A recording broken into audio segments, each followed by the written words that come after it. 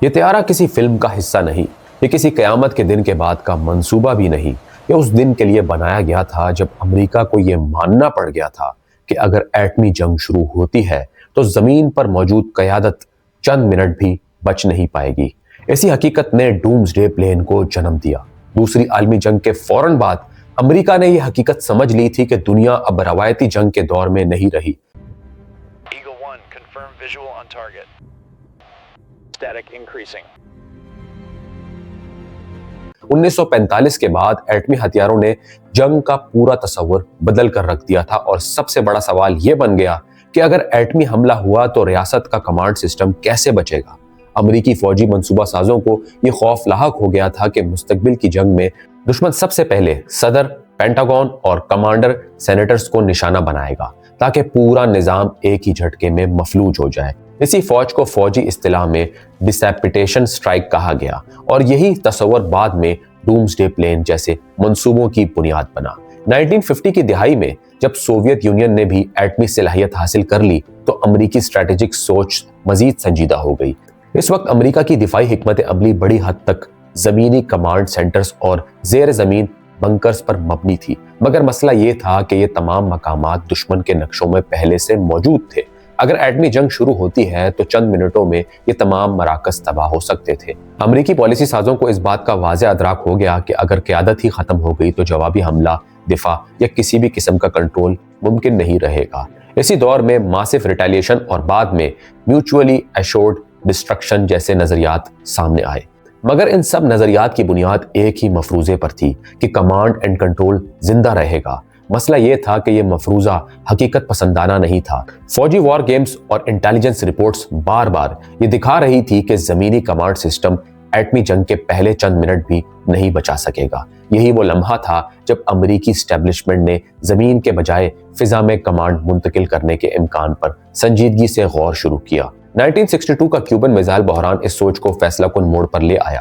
امریکہ اور Soviet union ڈیفکون 2 تک پہنچ گئے اور دنیا تاریخ کی سب سے خطرناک ایٹمی جھڑپ کے دہائے پر کھڑی تھی۔ اس بحران کے دوران امریکی قیادت نے یہ بھی محسوس کیا کہ معلومات کی ترسیل، فیصلوں میں تاخیر اور غلط فہمی کس قدر خطرناک ہو سکتی ہے۔ بعد میں سامنے آنے والی دستاویزات سے یہ بات واضح ہو گئی کہ اگر چند فیصلے چند منٹ دیر سے ہوتے ہیں تو ایٹمی جنگ شروع ہو سکتی تھی۔ اس واقعے کے بعد امریکی حکومت نے تسلیم کیا کہ ایٹمی جنگ محض ایک نظریاتی امکان نہیں بلکہ عملی خطرہ ہے۔ اسی پس منظر میں COG یعنی کنٹینیوٹی آف گورنمنٹ کا تصور وسعت اختیار کرتا گیا۔ اس پروگرام کا مقصد صرف یہ نہیں تھا کہ حکومت جنگ کے بعد دوبارہ کھڑی ہو، بلکہ اصل مقصد یہ تھا کہ جنگ کے دوران بھی حکومت کا کمانڈ سسٹم فعال رہے۔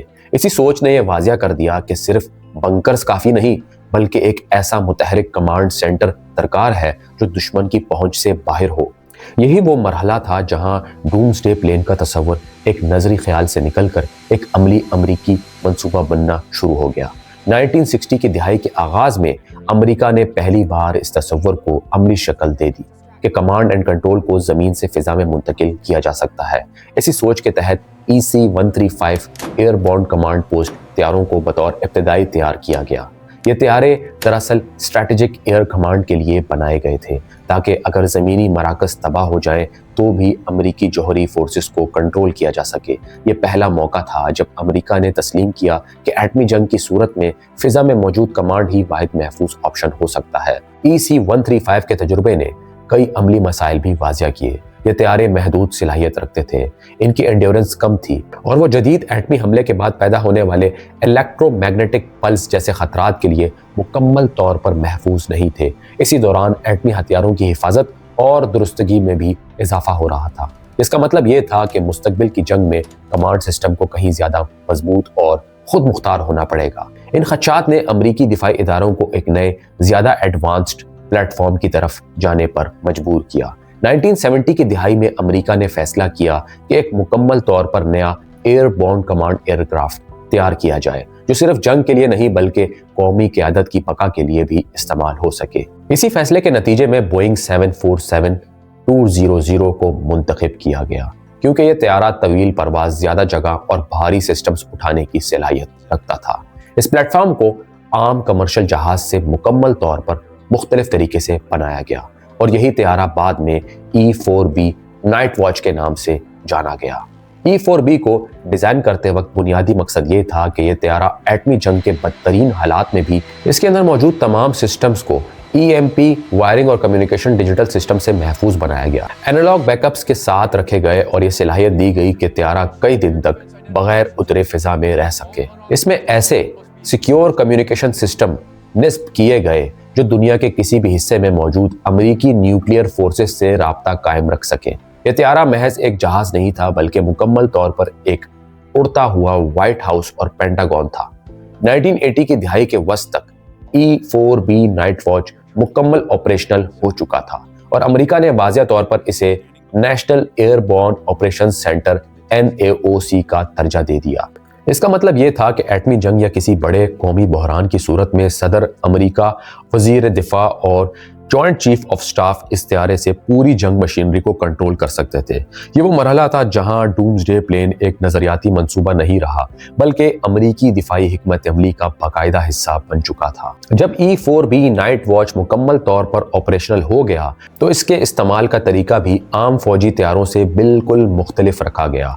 अमरीकी दिफाई पॉलिसी के मुताबिक 4 E-4B त्यारे हम वक्त मौजूद रहते थे, जिनमें से कम अज कम एक त्यारा मुसलसल स्टैंड बाय पर होता है।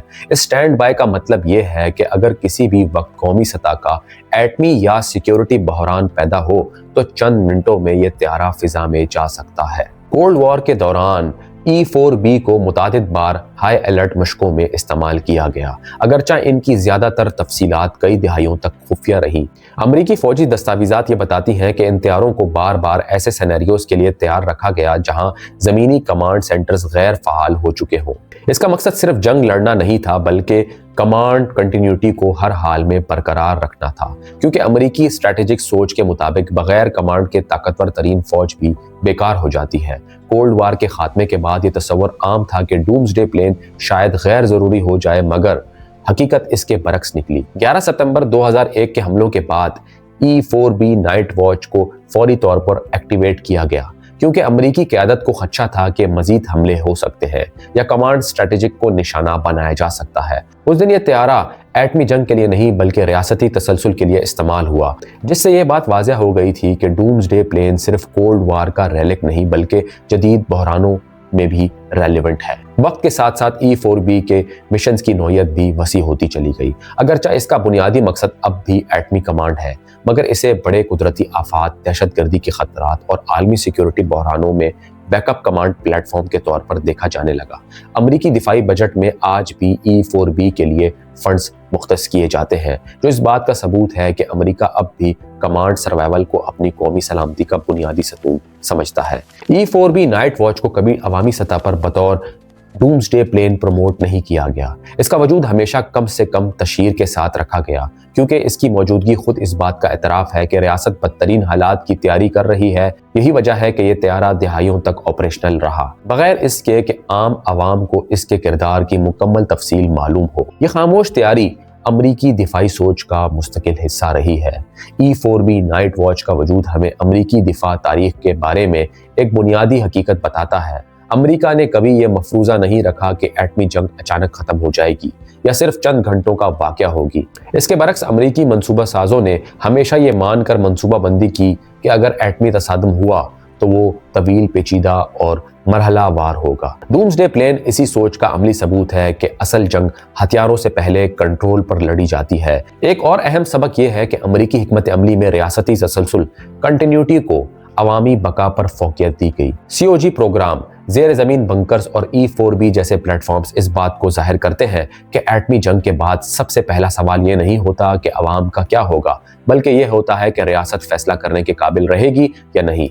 एक तल्ख मगर डॉक्यूमेंटेड हकीकत यह है जो कोल्ड वार के दौरान बारहा अमेरिका दिफाई दस्तावेजात से सामने आती रही। इत्यारा इस गलत फहमी को भी तोड़ता है कि ताकतवर रियासतें एटमी जंग को सिर्फ डिटेरेंस के तौर पर देखती हैं। हकीकत यह है कि अमेरिका ने डिटेरेंस के साथ साथ सर्वाइवेबिलिटी प्लानिंग भी मुकम्मल संजीदगी से की। अगर अमेरिका वाकई ये समझता कि एटमी जंग कभी नहीं हो सकती तो E-4B जैसे एक्सपेंसिव और पेचीदा सिस्टम्स की ज़रूरत ही ना होती। इसका मुसलसल ऑपरेशनल रहना इस बात का सबूत है कि बदतरीन सिनेरियो को हमेशा मुमकिन समझा गया। कोल्ड वॉर के बाद भी डूम्सडे का बरकरार रहना इस बात की निशानदेही करता है कि खतरात खत्म नहीं हुए, बल्कि इनकी नौयत बदल गई है। आज के दौर में एटमी हथियारों के साथ साथ cyber attacks, space based threats और कम्युनिकेशन डिसरप्शन जैसे खतरात भी मौजूद हैं।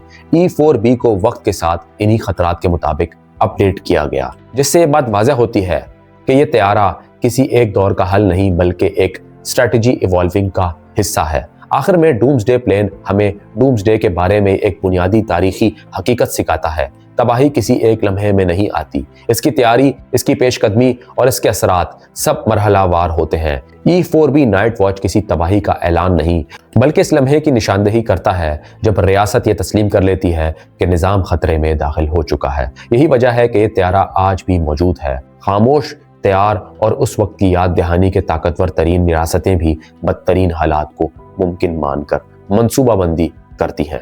दोस्तों, अगर आपने हमारा चैनल सब्सक्राइब नहीं किया हो तो चैनल को लाजमी सब्सक्राइब करें, वीडियो को लाइक करें, दोस्तों के साथ शेयर करें। मिलते हैं अगली कहानी में, तब तक के लिए अपना ख्याल रखिएगा। अल्लाह हाफिज़।